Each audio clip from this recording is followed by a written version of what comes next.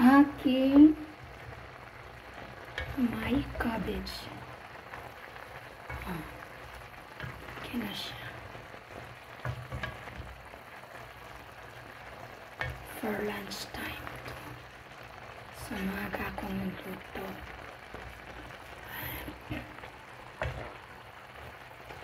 I cook early for the lunch time kasi pupunta ako ng magkuha ako ng kasi nagpakuha ako ng dugo kahapon.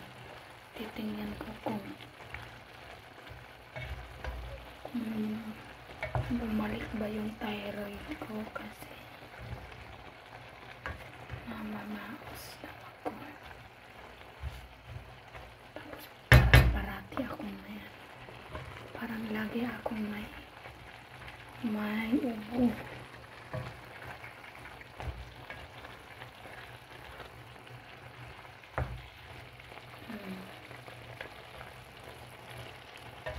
Ang pagkakaiba ng repolyo sa atin, parang tigasin tong repolyo nila. And dyan sa Pinas, siya.